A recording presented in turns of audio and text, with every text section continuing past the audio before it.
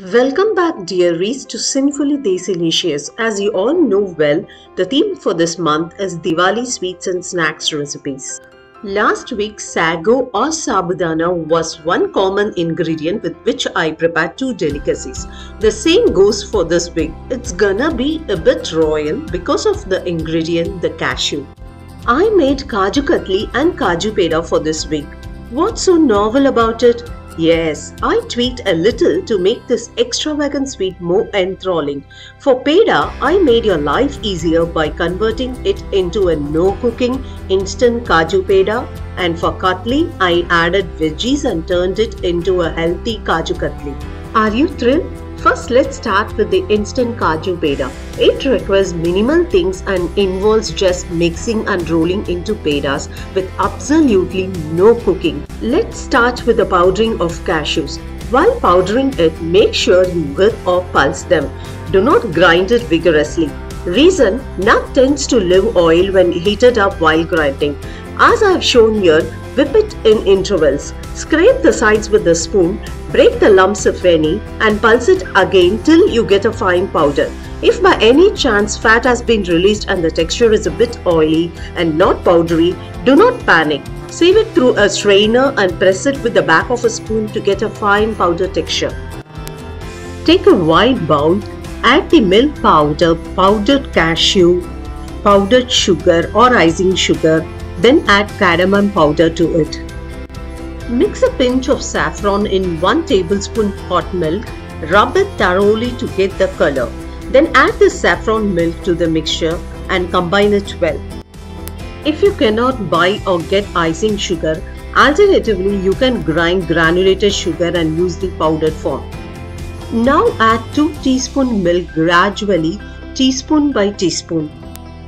The reason I mentioned to add the milk gradually is to prevent your dough to be too sticky. Once everything gathers as a mass, add a teaspoon ghee. Grease your hand with ghee as well. Also, after combining everything as a mass, wash your hands, dry it and grease your hands with ghee and then knead it into a soft dough. If you accidentally added a bit more milk than needed, or if you feel the dough has become too sticky, then add a little cashew powder to bind the dough. Once you kneaded it into a soft dough, you can roll the dough into a flat disc with the desired thickness.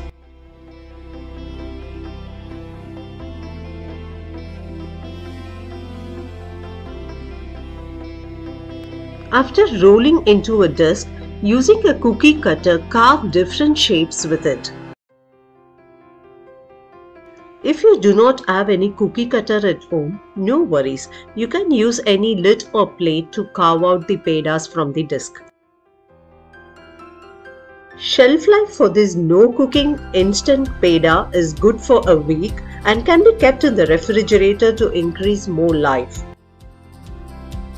If you do not want to put any extra efforts in carving out these pedas using cookie cutters, then simply pinch small balls out of the kneaded dough, roll it smoothly, flatten it slightly to get the shape of the peda.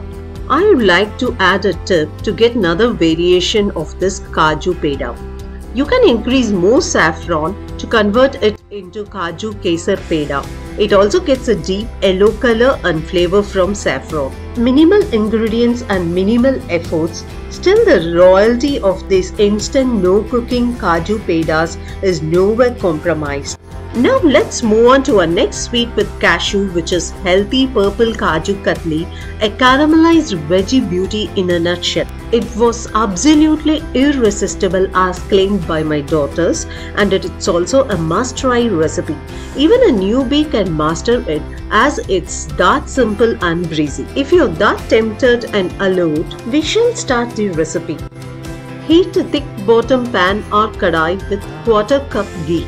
Add the finely grated beetroot and carrot. Saute the veggies in medium flame for 10 minutes. Grating the veggies finely is very crucial. Use smaller holes to grate. If you use bigger ones, it will result in bigger size. The bigger the size, the more time it will take to cook and it will not easily get mashed up. Always prefer smaller holes in the grater for better result. After 10 minutes of sauteing, it would have been reduced to half the quantity. Then lower the flame, add finely powdered cashew, sugar and cardamom powder. Now mix well and increase the flame to medium and cook for 5 minutes. Sugar melts and combines everything together as a solid mass.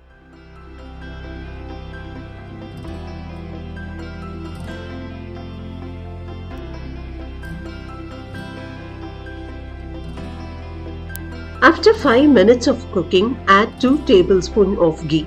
After adding ghee, saute till everything gathers as a single mass and comes without sticking to the pan. It will take roughly 5 minutes. Keep sauteing consistently to avoid getting burnt. This will give a caramelized flavor to the sweet. I'm sure the kids will just fall for this caramelized flavor as it was a big hit in my house and among their friends. Once it forms as a single lump and stops sticking to the base, switch off the flame. Transfer immediately to a greased plate. Level the surface with a knife or spatula and mark them as lozenge-shaped pieces. When it's hot, just make outlines of the desired shape. Once cooled down, cut through the outlines and carve pieces from it. Let it cool down completely and then garnish with 24-karat edible gold leaves to give a contrasting touch to these purple beauty delights. You can also add nuts for garnishing, or you can replace gold leaves with silver leaves as well. Using a sharp knife, carve out the pieces. Relish these unique, healthy, high-catching royal purple beauties.